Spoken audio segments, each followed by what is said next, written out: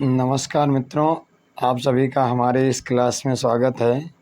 और आज हम आपको अपने इस क्लास में आधुनिक काल के एक नए युग छायावाद को लेकर के उपस्थित हुआ हूँ। इसके पहले हमने आपको आधुनिक काल के भारतेंद्र युग, द्विवेदी युग को अच्छे से पढ़ाया था। आज उसी क्रम में हम आपको अपने इस क्लास में उसी आधुनिक काल के काव्य धारा में यानी छायावाद एक नया युग लेकर के उपस्थित हुआ हूँ।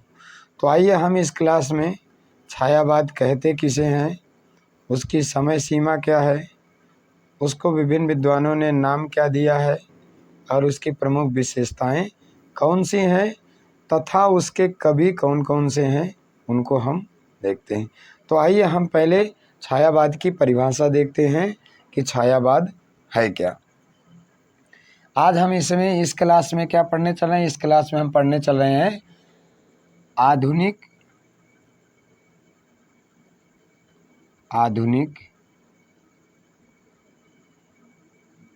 काल में छायावाद युग।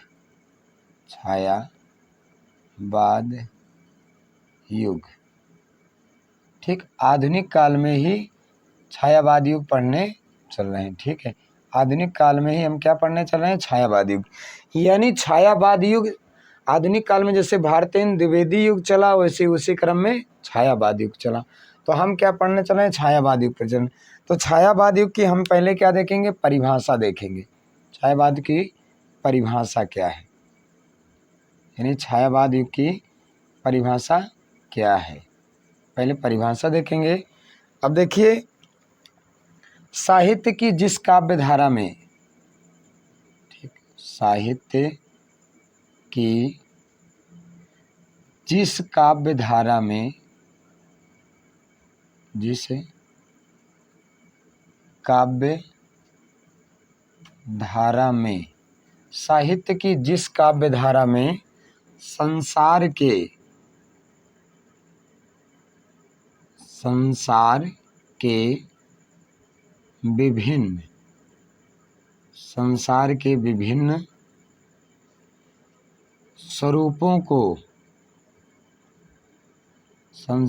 विभिन्न स्वरूपों को परब्रह्म,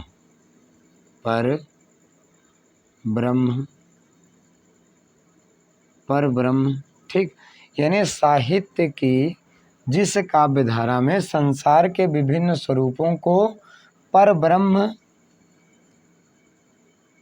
का छायाभास, परब्रह्म का छायाभास, परब्रह्म का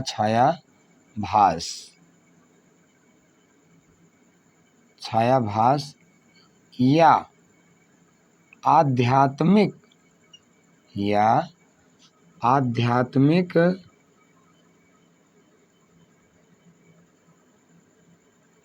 ठीक, परम ब्रह्म को, देखिए, साहित्य की जिस काव्य धारा में संसार के विभिन्न स्वरूप को परब्रह्म छायाभास या परब्रह्म का नहीं, परब्रह्म छायाभास। ठीक, यहाँ पर कर लेंगे क्या, परब्रह्म छायाभास या आध्यात्मिक रूप में दर्शाया जाए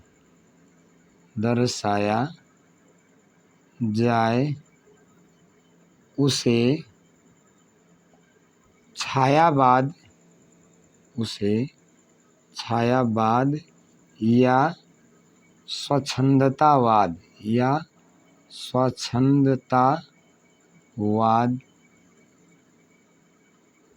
के नाम से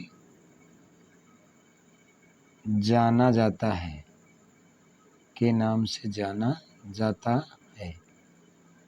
ठीक, मतलब साहित्य की जिस काव्य धारा में, संसार के विभिन्न स्वरूप को, चाहे प्राकृतिक स्वरूप हो चाहे मानवीय स्वरूप हो, और चाहे वायु तत्व स्वरूप हो, ठीक, स्वरूप को पर ब्रह्म छायाभास, मतलब पर ब्रह्म का ही एक छायाभास, मतलब पर ब्रह्म यानी क्या, संसार के विभिन्न स्वरूप को यानी ईश्वर के ही स्वरूप में यानी पर ब्रह्म के स्वरूप का एक छायाभास या आध्यात्मिक रूप में दर्शाया जाए, उसी को क्या कहते हैं, छायावाद कहते हैं। अब हम देखेंगे क्या, ये तो हो गई क्या छायावाद की परिभाषा, ये हो गई छायावाद की परिभाषा, ठीक। अब जैसे डॉक्टर नगेंद्र ने क्या कहा है, डॉक्टर नगेंद्र ने छायावाद की परिभाषा देते हुए लिखा है, छायावाद स्थूल के प्रति सूक्ष्म का विद्रोह है। मतलब परिभाषा हम देख लेते हैं कि क्या डॉक्टर नगेंद्र के अनुसार, यानी डॉक्टर नगेंद्र की एक परिभाषा है जो इन्होंने अपने हिंदी साहित्य के इतिहास में लिखा है। इन्होंने क्या कहा है, छायावाद, इनकी परिभाषा क्या है, छायावाद स्थूल के प्रति, स्थूल के प्रति सूक्ष्म का विद्रोह है, ठीक, विद्रोह है। मतलब छायावाद जो है या स्थूल के प्रति सूक्ष्म का विद्रोह है, ठीक, जो स्थूल है उसी के प्रति सूक्ष्म का ही विद्रोह है। ये तो डॉक्टर क्या नगेंद्र के अनुसार परिभाषा थी। अब हम देखेंगे छायावाद की समय सीमा, ठीक, तो क्या देखेंगे, छायावाद की समय सीमा किसी एक के अनुसार, ठीक, जो सर्वमान्य, छायावाद की समय सीमा हम देखेंगे, ठीक। अब देखिए छायावाद की समय सीमा क्या है, तो छायावाद की समय सीमा जो सर्वमान्य है, वैसे तो छायावाद की यानी क्या बहुत लोगों ने यानी बहुत इतिहासकारों ने अधिक से अधिक यानी इसके समय सीमा को माना है, लेकिन हम यहाँ सर्वमान्य मानेंगे, और वो भी किसके अनुसार मानेंगे, यानी डॉक्टर नगेंद्र के अनुसार। यानी क्या है, हम छायावाद की समय सीमा किसके अनुसार देख रहे हैं, तो छायावाद की समय सीमा डॉक्टर नगेंद्र के अनुसार देख रहे हैं, ठीक, डॉक्टर नगेंद्र के अनुसार। डॉक्टर नगेंद्र के अनुसार क्या है, सन, ठीक, यानी क्या डॉक्टर नगेंद्र के अनुसार जो है सन 1918 ईस्वी से 1936 ईस्वी तक, ये जो है डॉक्टर नगेंद्र के अनुसार, और यही जो है सर्वमान्य है, मतलब सभी इतिहासकार यानी इसी को मान्यता देते हैं, ठीक है। कहीं कहीं यहीं पर क्या है 1922 से 1936 मानते हैं कुछ लोग, लेकिन ये सर्वमान्य, ठीक। उसके बाद छायावाद का हम क्या, छायावाद के समय यानी क्या है, छायावाद के संबंध में हम कुछ विशेष तथ्य समझ लेते हैं। जैसे क्या है, छायावाद के संबंध में कुछ क्या विशेष तथ्य समझते हैं, क्या क्या है। अब यहाँ पर एक हेडिंग डाल लेते हैं, विशेष तथ्य छायावाद के संबंध में, ठीक है ना, विशेष तथ्य समझ लीजिए जो इतिहासकार मानते हैं। पहला हम देखते हैं यहाँ पर, पहला तथ्य क्या है, यानी क्या है 1918 में प्रसाद कौन, मतलब पूरा नाम लिख देते हैं, 1918 में जयशंकर प्रसाद के झरना, जयशंकर प्रसाद के झरना के प्रकाशन से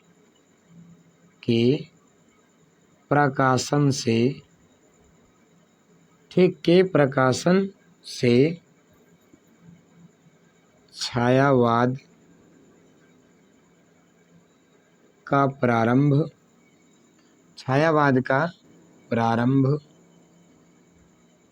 और पंत कौन, सुमित्रा नंदन पंत, और सुमित्रा नंदन पंत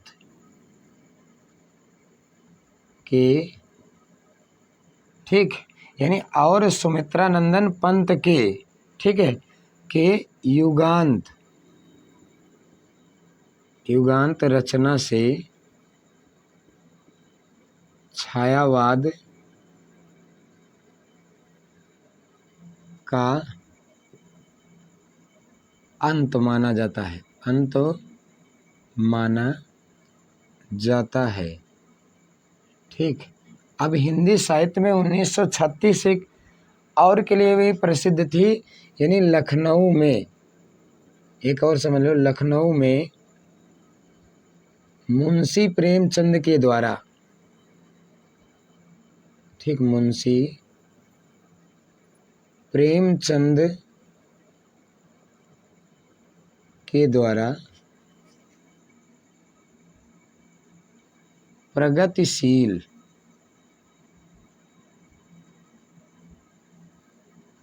लेखक संघ की स्थापना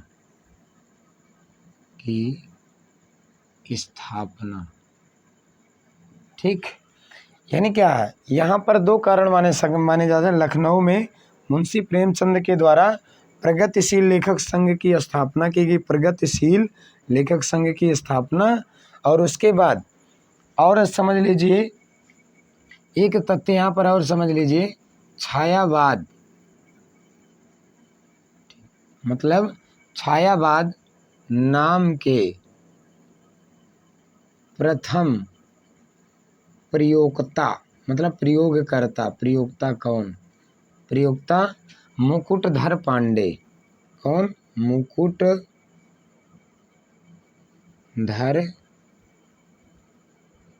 पांडे। ठीक। छायावाद शब्द के प्रथम प्रयोक्ता कौन? मुकुटधर पांडे माने जाते हैं। तो ये तो था क्या छायावाद की, यानी क्या पहला पेज था। और पहले पेज में हम देख रहे हैं क्या आधुनिक काल का जो यानी क्या छायावाद युग है, उस छायावाद युग को हम इसमें देख रहे हैं। इसकी परिभाषा क्या है? इसकी परिभाषा है साहित्य की जिस काव्य धारा में संसार के विभिन्न स्वरूप को परब्रह्म छायाभास या आध्यात्मिक रूप में दर्शाया जाए उसे छायावाद या स्वच्छंदतावाद के नाम से जाना जाता है। उसके बाद डॉक्टर नगेंद्र ने परिभाषा दी है, छायावाद स्थूल के प्रति सूक्ष्म का विद्रोह है। ठीक।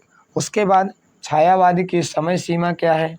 तो डॉक्टर नगेंद्र के अनुसार हम देख रहे हैं इन्हें सन 1918 से ईस्वी से 1936 ईस्वी तक, और यही सर्वमान्य है। उसके बाद छायावाद के संबंध में कुछ विशेष तथ्य है जो अनिवार्य तथ्य हैं, इनको जानना अति आवश्यक है। यानी सन 1918 ईस्वी में जयशंकर प्रसाद के द्वारा एक रचना यानी लिखी गई जिसका प्रकाशन वर्ष क्या है? 1918 है, से ही छायावाद का प्रारंभ माना जाता है। मतलब झरना के प्रकाशन से छायावाद का क्या है? प्रारंभ माना जाता है। और सुमित्रा नंदन पंत के युगांत रचना से छायावाद का अंत माना जाता है। और एक प्रमाण यह भी है, वो यानी 1936 में लखनऊ में मुंशी प्रेमचंद के द्वारा क्या प्रगतिशील लेखक संघ की स्थापना भी की गई। और उसके बाद एक तथ्य और है, छायावाद नाम के प्रथम प्रयोक्ता, मतलब छायावाद शब्द का पहला प्रयोग किसने किया था? तो छायावाद शब्द का पहला प्रयोग मुकुटधर पांडे ने किया था। ये तो था क्या है? पेज नंबर दूसरा। ठीक, यानी पेज नंबर पहला था। अब पेज नंबर दूसरे पर हम देखेंगे यानी जो है छायावाद के विभिन्न नाम कवियों के अनुसार और साहित्यकारों के अनुसार। ठीक, यानी छायावाद के विभिन्न नाम या छायावाद का कह लीजिए नामकरण। ठीक है, हम क्या देखेंगे उसमें? छायावाद का नामकरण देखेंगे। ठीक, अगले पेज में पेज नंबर 2 में। ठीक, और यदि आपको हमारा यह क्लास समझ में आ रहा है तो आप हमारे चैनल ज्ञान गुरु हिंदी 97 को आप सब्सक्राइब करिए। ठीक, और इसको लाइक भी करिए और कमेंट भी करिए। ठीक है, जहाँ ना समझ में आए। उसके बाद देखिए अब हम क्या देखेंगे? छायावाद का, ठीक, क्या देखेंगे? छायावाद का नामकरण। इसमें यानी ये पेज नंबर 2 है। अब पेज नंबर 2 में हम क्या देखेंगे? छायावाद का नामकरण, छायावाद का नामकरण देखेंगे। ठीक है, अब छायावाद के नामकरण में क्या देखेंगे? छायावाद के नामकरण में हम देखेंगे यहाँ पर, यानी एक तरफ लिखेंगे नाम, एक तरफ लिखेंगे प्रयोगकर्ता या, यानी क्या, छायावाद का नामकरण। अब देखिए पहला नामकरण किसका हम देखते हैं, मुकुटधर पांडे ने क्या कहा है, मुकुटधर पांडे ने छायावाद को क्या कहा है, मुकुटधर पांडे। अब मुकुटधर पांडे ने छायावाद को जो है रहस्यवाद या छायावाद की संज्ञा दी है, छायावाद माना है। ठीक, छायावाद माना है, यानी क्या है, रहस्यवाद या छायावाद माना है। ठीक, उसके बाद दूसरे जो हैं वह कौन है, सुशील कुमार है।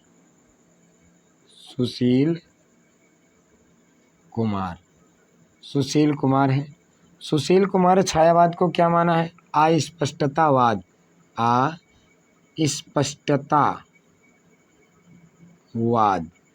यानी सुशील कुमार ने क्या कहा है, छायावाद को अस्पष्टतावाद माना है। तीसरे जो हैं वह है क्या, सुमित्रा नंदन पंत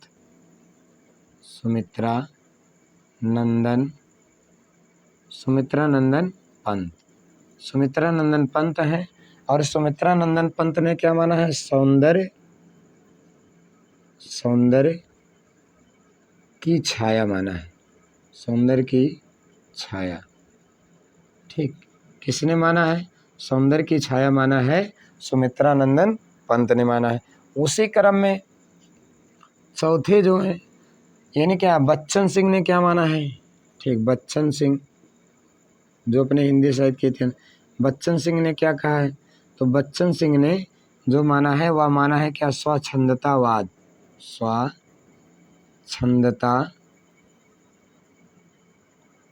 ठीक, क्या माना है, स्वच्छंदतावाद।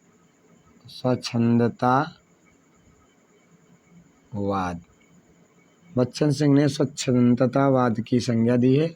उसी क्रम में अगले जो हैं वह कौन है, सूर्यकांत त्रिपाठी निराला। सूर्यकांत त्रिपाठी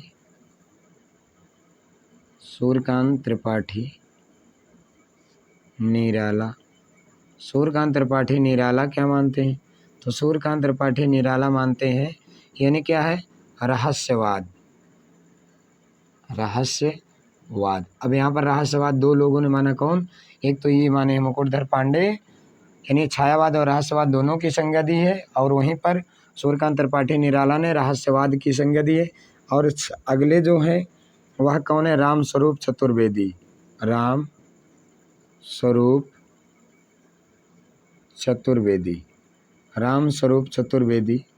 रामस्वरूप चतुर्वेदी ने छायावाद की संज्ञा क्या दी है, शक्ति काव्य दिया है।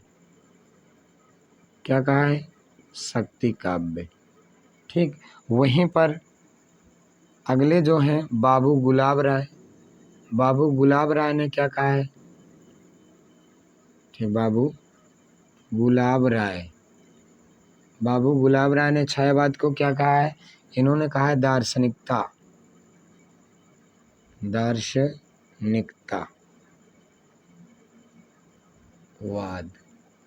इन्होंने दार्शनिकतावाद की संज्ञा दी है। ठीक, ये तो था क्या है, छायावाद का नामकरण। पेज नंबर 2 है। अब पेज नंबर 2 में हम क्या देख रहे हैं, छायावाद का नामकरण। देखिए छायावाद का नामकरण कौन क्या माना है, मुकुटधर पांडे रहस्यवाद या छायावाद की संज्ञा दी है, सुशील कुमार अस्पष्टतावाद की संज्ञा दी है, सुमित्रा नंदन पंत ने सौंदर्य की छाया कहा है, यानी सौंदर्य की छाया कहा है, बच्चन सिंह ने स्वच्छंदतावाद कहा है, सूर्यकांत त्रिपाठी निराला ने रहस्यवाद कहा है, रामस्वरूप चतुर्वेदी ने शक्ति काव्य कहा है, बाबू गुलाब राय दार्शनिकतावाद की संज्ञा दी है, किसको, छायावाद को। ठीक, अब हम अगले पेज में क्या देखेंगे, अगले पेज में देखेंगे छायावाद की प्रमुख प्रवृत्तियां कौन कौन सी हैं। ठीक, यानी छायावाद की कौन कौन सी विशेषताएं हैं, हम पेज नंबर 3 पर देखते हैं कि छायावाद की कौन कौन सी विशेषताएं हैं, इसको हम पेज नंबर 3 पर देखेंगे। ठीक, कि छायावाद की कौन कौन सी विशेषताएं या प्रवृत्तियां हो सकती हैं जिसमें छायावाद का पुट देखा जा सकता है। अब हम देखेंगे क्या, छायावाद की प्रमुख प्रवृत्तियां एवं विशेषताएं। ठीक, पेज नंबर 3 पर। ठीक है, अब देखिए पेज नंबर 3 पर क्या देख रहे हैं, छायावाद। ठीक, छायावाद की प्रमुख प्रवृत्तियां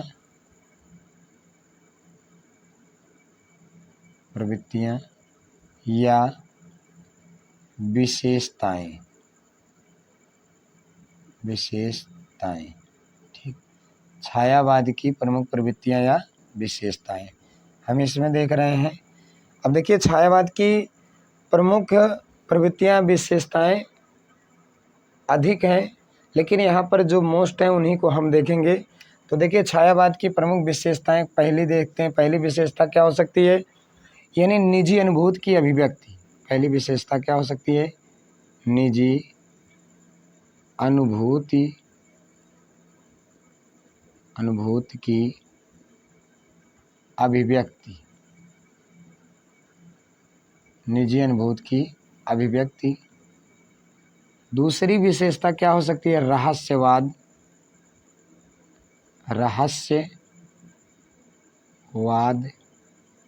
का पुट।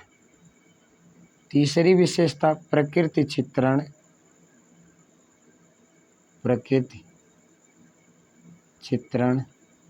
चौथी विशेषता क्या हो सकती है, अब इसमें हम चौथी विशेषता देखते हैं क्या हो सकती है, पलायनवाद।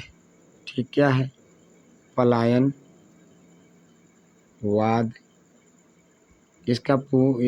इसका रूप देखने को मिला है कामायनी में।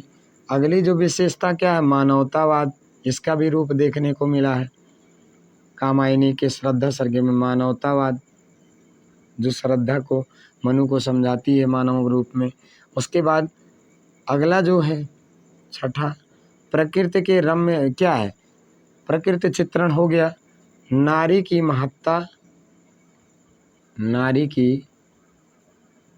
महत्ता। ठीक, उसके बाद अगला जो हो सकता है समन्वयवाद।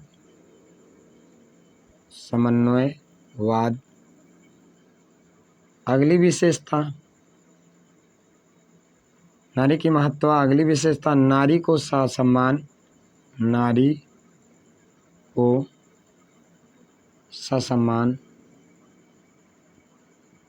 नारी तुम केवल श्रद्धा हो। ठीक, इसमें कहा गया है। उसके बाद अगला जो है वैयक्तिक शैली।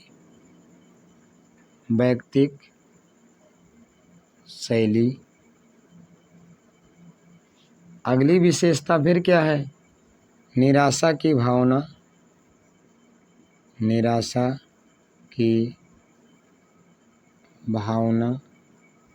अगली विशेषता फिर क्या है, उसके बाद सूक्ष्म सौंदर्य। उसके बाद अगली विशेषता क्या हो सकती है उसी क्रम में, अगली विशेषता क्या है, प्रतीकों का भरपूर प्रयोग। ठीक,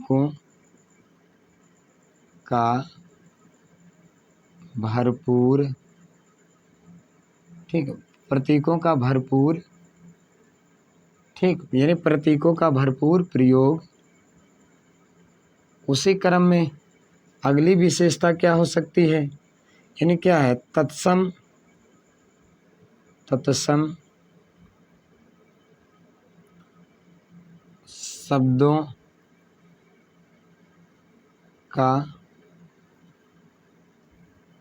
शब्दों की प्रधानता।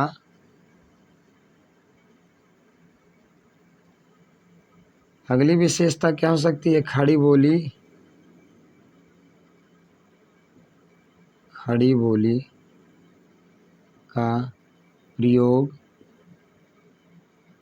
का प्रयोग। अगली विशेषता क्या हो, लाक्षणिकता। ठीक, ये तो थे क्या, यानी ये तो थी जो है छायावाद की प्रमुख कुछ विशेषताएं, और भी विशेषताएं हैं लेकिन उनको हम नहीं देखेंगे, जो हमारे लिए इम्पोर्टेंट है हम उन्हीं को देखेंगे। जैसे इसमें इम्पोर्टेंट ये है, मानवतावाद है, नारी की महत्व है, नारी का सम्मान है और सूक्ष्म सौंदर्य है। उसके बाद पलायनवाद, प्रकृति चित्रण, ये तो इतने मोस्ट इम्पॉर्टेंट है, ठीक। और शेष छोड़ दीजिए। उसके बाद लाक्षणिकता भी इम्पॉर्टेंट है। इसको एक बार हम रिपीट करते हैं। पेज नंबर 3 है इस क्लास की, और यह क्या, छायावाद की प्रमुख विशेषताएं एवं प्रवृत्तियां हम देख रहे हैं। जिसमें पहली विशेषता है क्या, निजी अनुभूति की अभिव्यक्ति, रहस्यवाद का पुट, प्रकृति का चित्रण, पलायनवाद, मानवतावाद, नारी की महत्व, समन्वयवाद, नारी को ससम्मान, वैयक्तिक शैली, निराशा की भावना, सूक्ष्म सौंदर्य, प्रतीकों का भरपूर प्रयोग, तत्सम शब्दों की प्रधानता, खड़ी बोली का प्रयोग और लाक्षणिकता, ठीक। ये तो थी क्या है, ये तो थी क्या प्रमुख विशेषताएं। अब हम क्या है, छायावाद के 4 आधार स्तंभ को देख लेते हैं, और छायावाद के यानी लघुत्रयी और बृहत्त्रयी कवियों को देखते हैं। उसके बाद छायावाद के अन्य कवियों के नाम देख लेते हैं, ठीक, इसी ही क्लास में। उसके बाद फिर इसके बाद की क्लास में हम आपको छायावाद के प्रमुख कवि और उनकी रचनाएं पढ़ाएंगे। तो आइए हम यानी पेज नंबर 4 पर देखते हैं छायावाद के आधार स्तंभ, यानी क्या है, छायावाद के आधार स्तंभ कवि। छायावाद के आधार स्तंभ कवि कौन कौन से माने जाते हैं, ठीक। यानी हम छायावाद के आधार स्तंभ कवियों को देखेंगे कि कौन कौन माने जाते हैं, ठीक। यानी छायावाद के 4 आधार स्तंभ, छायावाद के 4 आधार स्तंभ, ठीक। छायावाद के 4 आधार स्तंभ कौन है, ठीक है। छायावाद के 4 आधार स्तंभ कौन माने जाते हैं। देखिए, छायावाद के 4 आधार स्तंभ में पहला नाम आता है जयशंकर प्रसाद। जयशंकर प्रसाद, ठीक। पहला नाम जो आता है जयशंकर प्रसाद।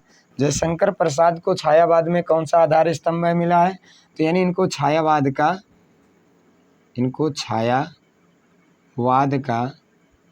ब्रह्मा कहा जाता है, ठीक। इनको छायावाद का ब्रह्मा कहा जाता है। उसके बाद दूसरा आधार स्तंभ कौन है, दूसरा आधार स्तंभ है सुमित्रा नंदन पंत। सुमित्रा नंदन पंत हैं। सुमित्रा नंदन पंत को छायावाद में कौन सा आधार मिला है, तो इनको छायावाद का विष्णु कहा जाता है। छायावाद का विष्णु कहा जाता है। उसके बाद तीसरा आधार स्तंभ कौन सा है, यानी क्या, सूर्यकांत त्रिपाठी निराला जी हैं। सूर्यकांत त्रिपाठी निराला। अब सूर्यकांत त्रिपाठी निराला को क्या कहा जाता है, सूर्यकांत त्रिपाठी निराला को छायावाद का महेश कहा जाता है। छायावाद का महेश कहा जाता है। उसी क्रम में अगले जो आते हैं महादेवी वर्मा जी आते हैं। महादेवी वर्मा, और महादेवी वर्मा को छायावाद में क्या कहा जाता है, महादेवी वर्मा को छायावाद में जो है छायावाद की शक्ति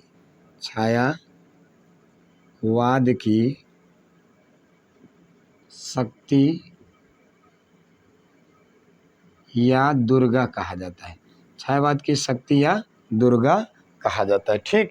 ये तो हो गए क्या, छायावाद के आधार स्तंभ। 4 आधार स्तंभ में कौन कौन से, जयशंकर प्रसाद को ब्रह्मा कहा जाता है, सुमित्रा नंदन पंत को विष्णु कहा जाता है, और क्या है, सूर्यकांत त्रिपाठी निराला को क्या महादेव कहा जाता है, देवाधिदेव महादेव की पदवी प्राप्त है, या आप कह लीजिए महेश कहा जाता है। उसके बाद क्या, महादेवी वर्मा को यानी क्या छायावाद की दुर्गा या शक्ति कहा जाता है, ठीक। उसके बाद अब हम देखेंगे छायावाद के कवि, यानी छायावाद के प्रमुख कवि। हम पेज नंबर 5 पर देखेंगे, यानी छायावाद के प्रमुख कवि कौन कौन से हैं। तो उन कवियों को हम बांट करके देखेंगे, यानी उन कवियों में कौन लघुत्रयी कवि है और कौन बृहत्त्रयी कवि है। तो हम देख लेते हैं क्या छायावाद के यानी पेज नंबर उनको हम 4 पर देखेंगे। ठीक, तो इसको एक बार रिपीट कर लेते हैं। जयशंकर प्रसाद छायावाद के ब्रह्मा है, सुमित्रा नंदन पंत छायावाद के विष्णु है, सूर्यकांत त्रिपाठी ने छायावाद के महेश है, महादेवी वर्मा छायावाद की दुर्गा या शक्ति कही जाती है। ठीक, अगले पेज में हम देखते हैं छायावाद के यानी क्या प्रमुख कवि, ठीक, कौन कौन से हैं उनको हम अगले पेज पर देखते हैं। ठीक, यानी हम देखेंगे क्या है इस पेज में, हम देखेंगे छायावाद के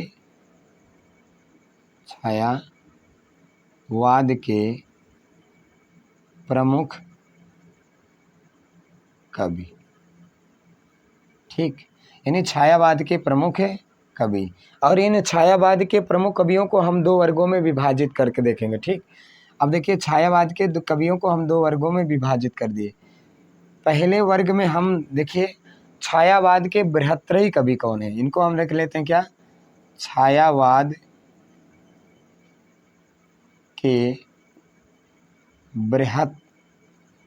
बृहत्त्रयी कवि, छायावाद के बृहत्त्रयी कवि कौन। ठीक, और दूसरे को हमने क्या है मान लेते हैं छायावाद के लघुत्तरयी कवि, छायावाद के बृहत्त्रयी कवि और छायावाद के लघुत्तरयी कवि। अब देखिए छायावाद के बृहत्त्रयी कवियों में कौन कौन आता है, इनको हम देखते हैं। जैसे छायावाद के बृहत्त्रयी में और छायावाद के लघुत्तरयी में, तो छायावाद के बृहत्त्रयी में पहला जो नाम आता है वह है जयशंकर प्रसाद। कौन है, जयशंकर प्रसाद। दूसरे कवि आते हैं सुमित्रा नंदन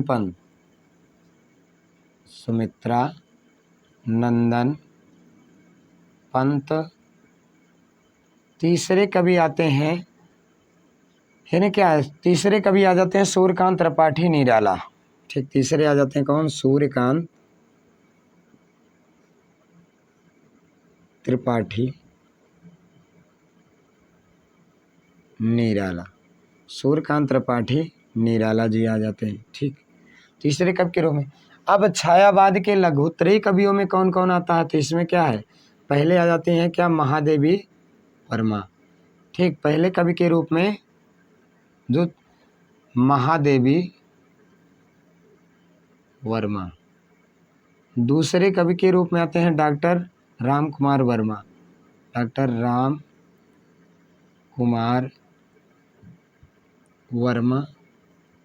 और तीसरे कवि के रूप में आ जाते हैं भगवती चरण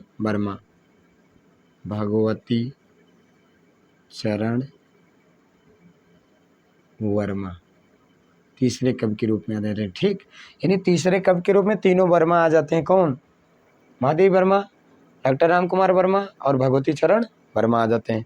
ठीक, छायावाद के प्रमुख कवि और पेज नंबर ये 4 है। ठीक, पेज नंबर क्या है, 4 है। पेज नंबर 4 पर हम छायावाद के प्रमुख कवि देख रहे हैं। अब इसके अंतर्गत कौन कौन से कवि आ जाते हैं, इन कवियों को हम 2 वर्गों में विभाजित किए, बृहत्तरयी माने बड़े कवि और लघुत्तरयी माने छोटे कवि। यानी छायावाद के पहले हम बड़े कवि देख ले रहे हैं, छायावाद के यानी छोटे कवि कौन है, तो छायावाद के बड़े कवियों में जयशंकर प्रसाद आ जाते हैं, सुमित्रा नंदन पंत और क्या सूर्यकांत त्रिपाठी निराला। लघुत्तरयी या छोटे कवियों महादेवी वर्मा, डॉक्टर राम कुमार वर्मा और भगवती चरण वर्मा आ जाते हैं। अब छायावाद के हम अन्य कवि देख लेते हैं कि अन्य कवि कौन कौन से हैं। तो यहाँ पर एक हेडिंग डाल लेते हैं छायावाद के अन्य कवि, यानी छायावाद के अन्य कवि, यानी छायावाद के अन्य कवि कौन कौन से हैं उनको हम देख लेते हैं। तो छायावाद के अन्य कवियों में कौन कौन से कवियों का नाम आता है, तो जैसे इसमें पहला जो नाम आ जाता है छायावाद के अन्य कवियों में मोहनलाल।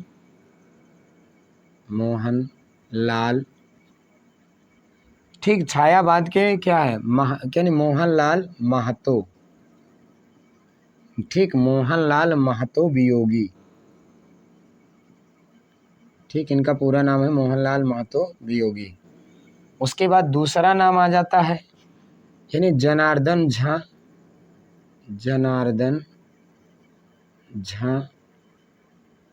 ठीक, द्विज, द्विज कहते हैं ब्राह्मण को, यानी जनार्दन झा द्विज।